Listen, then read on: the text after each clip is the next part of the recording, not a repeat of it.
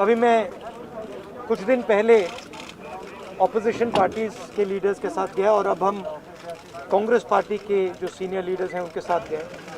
राष्ट्रपति से हमने कहा कि ये जो कानून बनाए गए हैं ये किसान विरोधी कानून है और इससे किसानों का ज़बरदस्त नुकसान होने वाला है, मजदूरों का, किसानों का। सरकार ने कहा था कि ये कानून किसान के फायदे के हैं और देश को दिख रहा है कि किसान कानून के खिलाफ खड़ा हुआ है। और मैं प्रधानमंत्री जी से कहना चाहता हूं कि ये किसान हटेगा नहीं। प्रधानमंत्री को ये नहीं सोचना चाहिए कि किसान और मजदूर घर चले जाएंगे, नहीं जाएंगे। जब तक ये कानून वापस नहीं लिया जाएगा, जॉइंट सेशन कीजिए और कानून को एकदम वापस लीजिए, क्योंकि किसान वापस नहीं जाने वाला है। और हम सब, विपक्ष की सब पार्टियां किसानों के साथ, मजदूरों के साथ खड़े हैं और खड़े रहेंगे। जिस प्रकार से ये कानून पास किया गया वो भी बिल्कुल गलत था। बिना डिबेट किए, बिना किसानों से चर्चा किए, बिना मजदूरों से पूछे ये कानून ऊपर से थोप दिए गए और इन कानूनों को हटाना ही पड़ेगा, विद्रॉ करना ही पड़ेगा। सर, कुछ किसानों की मृत्यु हुई है, 30 से ज़्यादा किसानों की सुप्रीम कोर्ट में शिकायत करके मृत्यु हुई है। हम 3 लोग राष्ट्रपति के पास गए हैं, बट हम करोड़ों सिग्नेचर्स लेके गए। हम किसान की आवाज राष्ट्रपति जी को तक ले गए। सर्दी का मौसम है और पूरा देश देख रहा है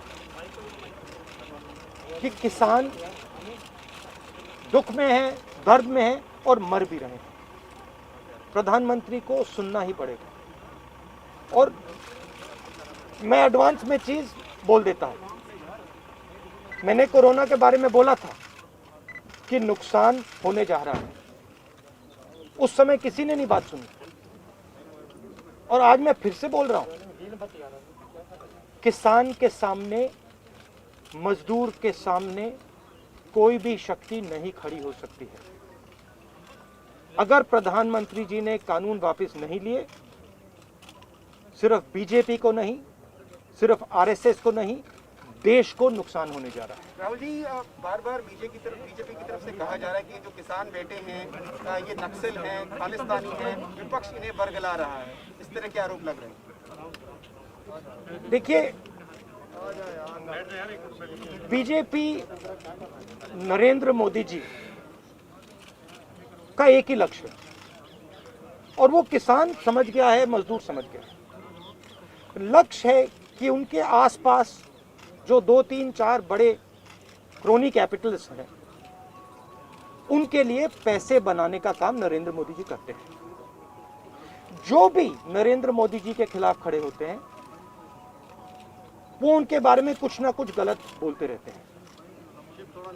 किसान खड़े हो जाएंगे तो किसान को आतंकवादी बोलेंगे, मजदूर खड़े हो जाएंगे तो मजदूर को आतंकवादी बोलेंगे।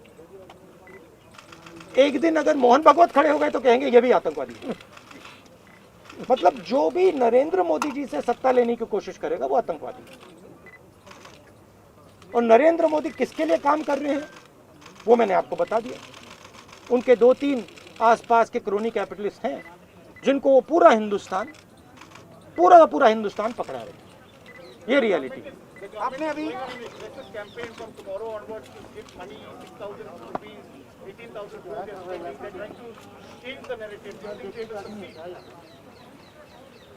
Look, the point is, it's a very simple thing.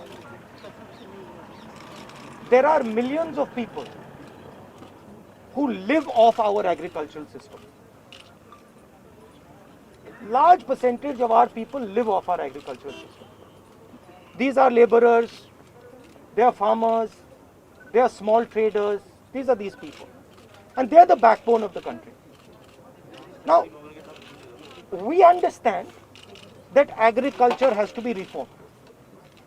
What we are saying is that if you destroy this system,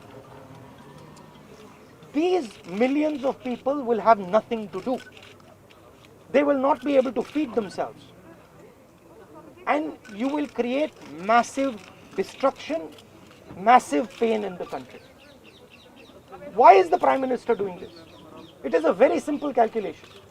The Prime Minister is doing this because he wants to help 2 or 3 business people. He does not care what happens to these people. He will construct whatever narrative he has to construct to make sure that the wealth transfer that is taking place to 3 or 4 people continues. He will call people terrorists. He will call people anti-nationals. He will call people criminals. He will do whatever he has to do to transfer the wealth from these people, the backbone of this country, to those people, 3 or 4 of them, 5 of them. That's the crux. And we are fighting this. We are saying that in India, where you have destroyed the agricultural system, will not function. Just like I said, take Corona seriously. Corona is going to kill people in massive numbers if you do not act. At that time they said, scaremongering. Now they're not saying scaremongering. When I suggested to the Prime Minister that do not do this in a centralized way, give power to the chief ministers, he didn't do it. He caused thousands and thousands of people to die because he didn't do it. And then afterwards, after I said it in the press conference, he did it. So the point is, you have an incompetent man who is controlled by certain other people. This is what India has to understand. This is what all youngsters have to understand. You have an incompetent man who doesn't understand anything, running a system on the behalf of 3 or 4 other people who understand everything. And their aim is to take huge amounts of money from the poor people of India and put it in their pockets. And that is what we are fighting. And frankly, it doesn't matter what you think right now, because all of you will face this. There's not going to be a single person in this country who's not going to face this. If you're a farmer, you will face it. You're a small businessman, you will face it. You're a journalist, you will face it. This is an assault on the idea of India. That is why we're standing here. That is why I've gone to the president. That is why we've signed these forms. So you posted a tweet about Wydad yesterday about a family which was struggling while doing their farming. But there are several more instances like this. But the BJP is saying that this is just Punjab and farmers who are protesting here at the gate delegates. No other farmer in the country has a problem with the reform. That's just not true. That is just not true. We are not allowed to go out. We are not allowed to go out of the ICC office. The police stops us from going out. Why don't you let us go out? Why don't you let me go and tour in the states? See what happens. Every single farmer of this country, every single labor of this country stand up. But आप police लगवाते हो, हाथरस जाते हो, arrest करते हो, तो AIC से हमारे MPs को बाहर नहीं निकलने देते हो, और फिर कहते हो कि भैया मतलब सब कुछ ठीक है. और Prime Minister needs to realize that there is a limit to this. आपने थोड़ा सा करना है, आपने 2-3 लोगों की मदद करनी है, थोड़ा सा करना है, आप कर सकते हो. बट जिस प्रकार से नरेंद्र मोदी कर रहे हैं, मैं फिर से दोहरा रहा हूं, हिंदुस्तान के किसी भी युवा को रोजगार नहीं मिलेगा. सारे छोटे बिजनेस, सारे मिडिल साइज बिजनेस खत्म हो जाएंगे. और दूसरी बात याद रखिए, जिस चीज को आप सब भूल गए हैं, चाइना बॉर्डर पे बैठा है. चाइना ने हिंदुस्तान की हजारों किलोमीटर जमीन छीन ली है. प्रधानमंत्री उनके बारे में क्यों नहीं कहते? उसके बारे में चुप क्यों है? तो मेरा कहना है कि पूरा का पूरा कॉम्बिनेशन बन रहा है. एक तरफ आप अपने सिस्टम को तोड़ रहे हो, आप अपने लोगों को लड़ा रहे हो, आप अपने किसान को मार रहे हो, मजदूर को मार रहे हो, और दूसरी तरफ बाहर से फोर्सेस देख रही हैं, कह रहे हैं कि बहुत अच्छा है, नरेंद्र मोदी हिंदुस्तान को कमजोर कर रहा है और हमारे लिए अच्छी अपॉर्चुनिटी बनने जा रही है. मैं देश को बता रहा हूं, मैं वार्निंग दे रहा हूं कि आप देखिए क्या हो रहा है. और मैं आपको भी कह रहा हूं, प्रेस वालों को भी कह रहा हूं, मैं समझता हूं कि आपको सैलरी मिलती है और आपके लिए बहुत मुश्किल है, मैं समझता हूँ बात, इसलिए आप नहीं कह पाते हो जो आपको कहना है। मगर आपके देश को, हमारे देश को बहुत जबरदस्त नुकसान होने वाला है। बहुत डेंजरस रास्ते पर ये देश चल रहा है, ये मैंने कहना है। कांग्रेस के नेताओं को डिटेन कर लिया गया है। आप लोग मार्च लेके यहाँ पर आ रहे थे, अभी जो है कांग्रेस के तमाम एमपीज को इंक्लूडिंग प्रियंका जी को भी जो है डिटेन कर लिया, उसका आपको क्या कहना है? वो तो तरीका है, इनका तरीका है डिटेन करना, मारना पीटना, ये इनका तरीका है। बट हम नहीं डेमोक्रेसी में इस तरीके से डिटेन करना आपको लगता है सही है? ये आप किस देश की बात कर रहे हो? ये कौन सी देश की बात कर रहे हो? डेमोक्रेसी या मतलब कौन से देश की बात कर रहे हो? इंडिया की बात कर रहे हो? इंडिया में कोई डेमोक्रेसी नहीं है। डेमोक्रेसी इंडिया में ये मतलब आपके इमेजिनेशन में हो सकती है, मगर रियलिटी में है नहीं। Thank you. गुलाम ने भी कुछ कहा? नहीं, आप कुछ कहें? चलिए। हमारा लीडर बोल दो।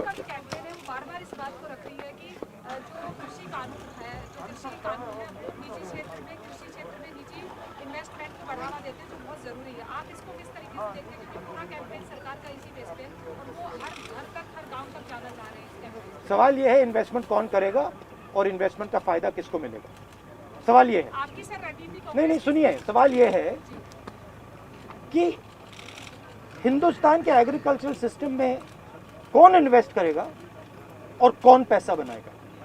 हिंदुस्तान के एग्रीकल्चरल सिस्टम में आज तक किसान ने इन्वेस्टमेंट किया है, मजदूर ने इन्वेस्टमेंट किया है। ये जो जवान हमारी सेना बॉर्डर पे खड़े हैं, इनके माता पिताओं ने किया है। इन्वेस्टमेंट ये करते हैं और रिटर्न किसको मिलता है?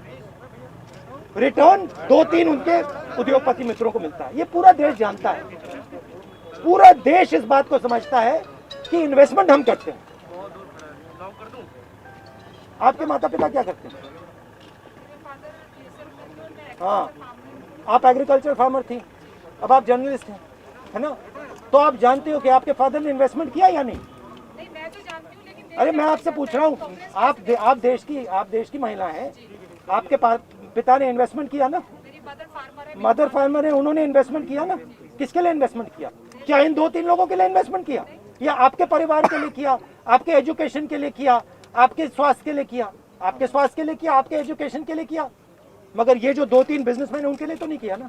तो सवाल यही है, इन्वेस्टमेंट कौन कर रहा है? आपके माता पिता ने किया, करोड़ों किसानों ने किया, और रिटर्न किसको मिल रहा है? यही हम पूछना चाह रहे हैं कि क्या कांग्रेस की कोई रणनीति है इस बात को काउंटर करने के लिए, गांव तक जाना? काउंटर करने की जरूरत, काउंटर आप क्या बात कर रही हैं? काउंटर करने, आप क्या बात कर रही हैं काउंटर करने के? मतलब आपको ये नहीं मालूम कि, अरे भाई आपको क्या, आप क्या हिंदुस्तान के किसान को बेवकूफ समझते हैं क्या?